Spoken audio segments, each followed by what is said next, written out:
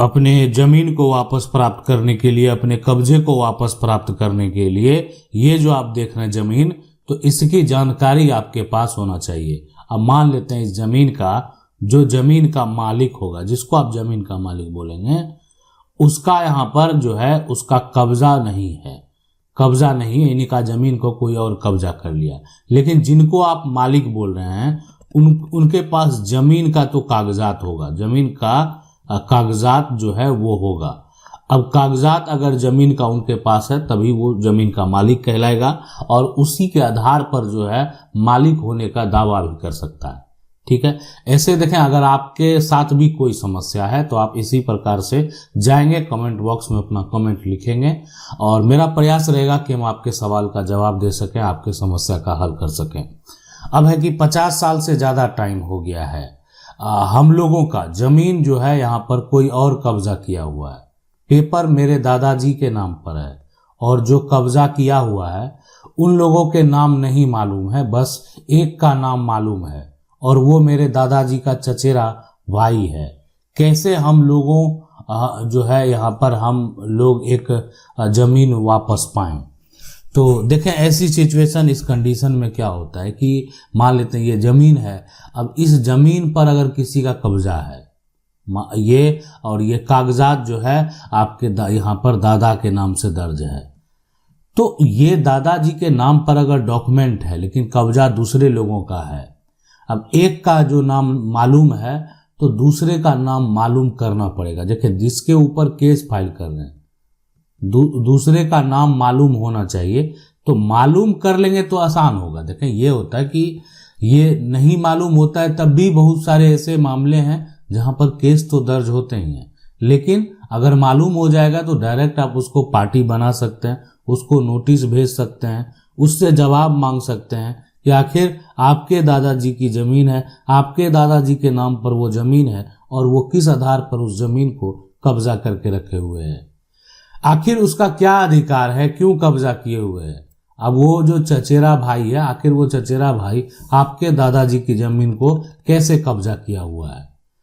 तो ये जो है अब होता है कि यहाँ पर जो आपके ज़मीन का कागजात है या आपके दादाजी का जो ज़मीन का कागजात है, कागजात के तौर पर जो भी है, आपके दादा के पास ज़मीन का केवाला हो, कागजात के तौर पर आपके पास ज़मीन का जो है खतियान हो, कागजात के तौर पर आपके दादा के पास ज़मीन का वसीयतनामा, जो भी दस्तावेज, ऐसे दस्तावेज होने चाहिए जिससे कि ये पता चल सके जो है ये ज़मीन जो है आपके दादाजी की है, आपके दादाजी के नाम से दर्ज है, आपके दादाजी का इस ज़मीन पर टाइटल है। तो इस प्रकार अगर 50 साल क्या हो गया, 100 साल भी हो जाएगा, 100 साल भी अगर होता है तो आप दावा कर सकते हैं और दावा करने के बाद जो है आप ज़मीन का कब्जा वापस जो है वो प्राप्त कर सकते हैं। अगला सवाल है सर ये बताओ कि हमने ज़मीन ली थी और जब हम खतौनी निकलवाते हैं तो उस ज़मीन में और भाइयों के नाम आते हैं, तो और हमारी ज़मीन जो है हाईवे में जा रही है, तो क्या जो है उनको भी मुआवजा मिलेगा? देखें यहाँ पर क्या होता है कि जब ये ज़मीन है और ज़मीन ये आपके पास है, आपकी है, लेकिन ज़मीन का जो कागजात है, ज़मीन का जो डॉक्यूमेंट है, उसमें जो है एक तरह से और भाइयों का नाम है, और भाइयों यहाँ पर का नाम है।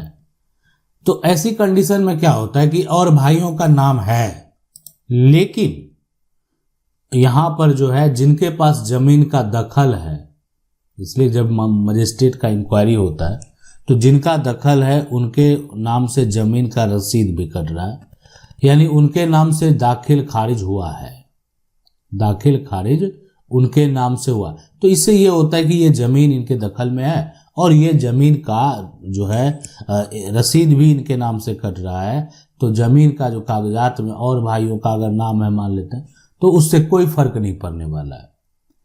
अगर आपके पास आपके नाम से म्यूटेशन कायम है तो इसका मतलब है कि उस ज़मीन के आप हकदार हैं और सरकार के द्वारा जो ज़मीन का मुआवजा दिया जाएगा वो जांच पड़ताल करके दिया जाएगा, और जो भी एक तरह से आपके खाते में पैसा आएगा अब वो अगर आपके नाम से दाखिल खारिज है तो आपके खातों में आएगा, और नहीं तो सभी का नाम दर्ज है तो सभी को पैसा मिलेगा,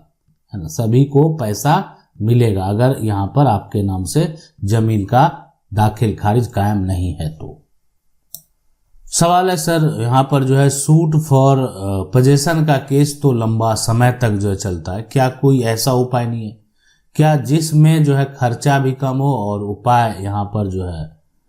हम लोग गरीब आदमी है सर, प्लीज हेल्प मी। देखें हम आपको बता देते हैं, सूट फॉर पोजेशन का केस जो है वो आपका यहाँ पर थाना जो है, थाना से ही जो है इसका केस फाइल होता है, मजिस्ट्रेट को पावर हो जाता है। इसके अलावा जो है यानी ये बढ़ते बढ़ते आप जो है सिविल कोर्ट जाएंगे या अन्य जगह जो है जाएंगे, हाई कोर्ट जाएंगे। लेकिन हम आपको बता दें कि देखें ये सूट फॉर पोजेशन, आप किस आधार का पोजेशन प्राप्त करना चाहते हैं। एक होता है कि पोजेशन जो है वो खाली जमीन को कब्जा करना है, एक होता है कि जमीन पर मकान बना कर रहा है, मकान यहाँ पर बनाकर जो है रह रहा है। तो देखें दोनों कंडीशन अलग अलग है। अब खाली जमीन वाली बात है तो देखा जाएगा, ठीक है, मजिस्ट्रेट के पास भी आखिर ये जमीन का कागजात नहीं है तो आप कैसे कब्जा करके रखे हुए, ये सवाल पूछे जाएंगे। लेकिन अगर जहां मकान बना हुआ, जहां घर बना हुआ, जहां लोग रहते हैं, वहां पर तो फिर मजिस्ट्रेट को पावर ही नहीं कि उस पर एक्शन ले सके, उसका मकान तोड़ सके, उसका मकान हटा सके। तो अगर वो सिविल कोर्ट को पावर है तो सूट फॉर पोजेशन यानी जो है आपको अपना पोजेशन प्राप्त करने के लिए सिविल कोर्ट जाना ही पड़ेगा,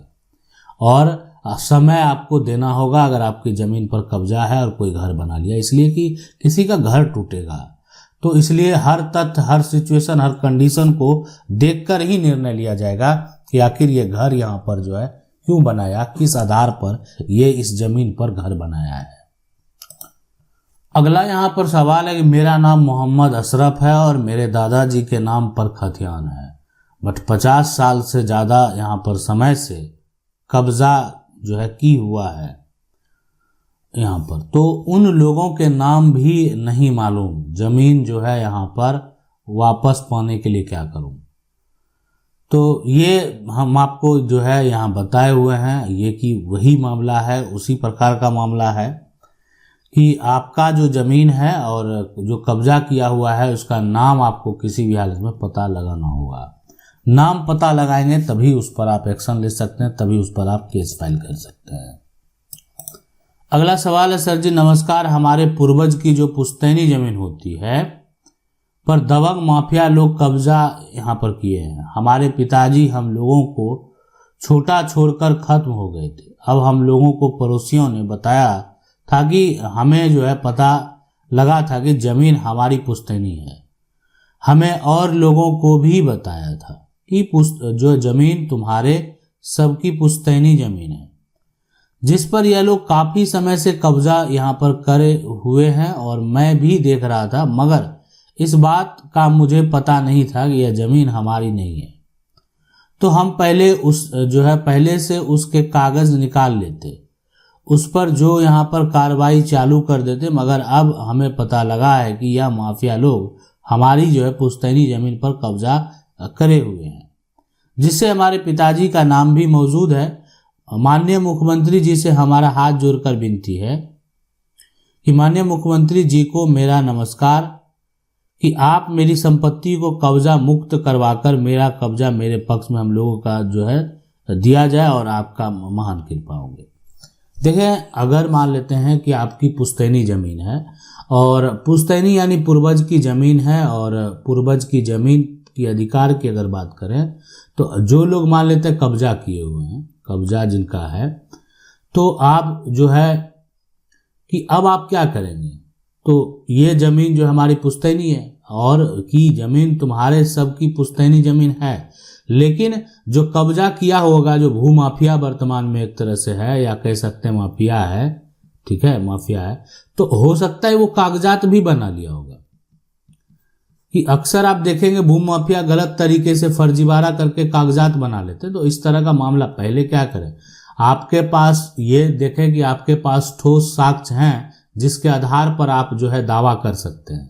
अगर वो ठोस साक्ष्य आपके पास मौजूद नहीं है तो पहले ठोस साक्ष्य जो है ऊपर कर लें, कि कल को अगर ऐसा नहीं कि आप कोर्ट में चले जाएं और आपके पास जो कागजात के तौर पे अगर देखा जाए तो आपके पास कुछ है नहीं। तो इसलिए जो डॉक्यूमेंट है, जो कागजात है, वो आपके पास होने बेहद जरूरी है।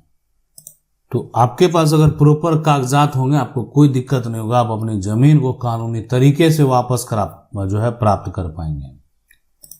अब है कि नमस्ते सर, केवल 30 साल हो गया, रसीद नहीं कटता है, 50 साल से कब्जा है, तो क्या करें? देखें, जिस जमीन को आप खरीदे हैं, जिसका आप, ये जमीन है, यहाँ पर जो बात करें सबसे पहले ये जमीन है और ये जमीन का केवाला है, ये केवाला है। तो इस जमीन पर लेकिन कब्जा भी बरकरार है, कब्जा भी है। केवाला को आप क्या करेंगे, ऑनलाइन जो है अप्लाई करेंगे।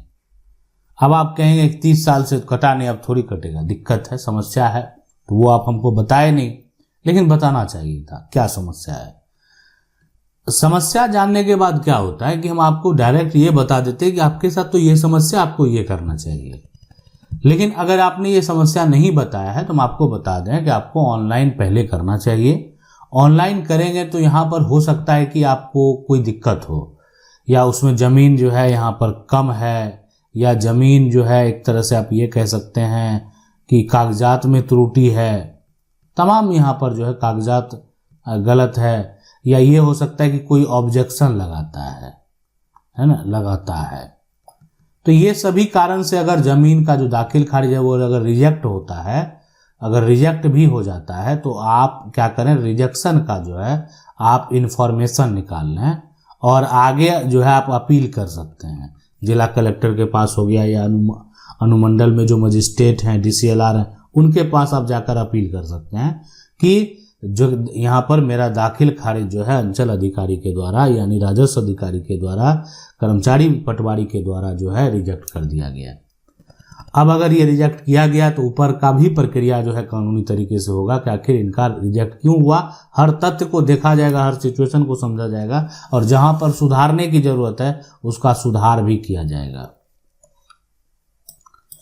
आशा करते हैं वीडियो अच्छा लगा होगा। वीडियो को लाइक जरूर कर दें। अगर आप चैनल को पहली बार देख रहे हैं, सब्सक्राइब करके जो बेल आइकन है उसको जरूर दबा लें। मिलते हैं अगले वीडियो में, तब तक के लिए जय हिंद।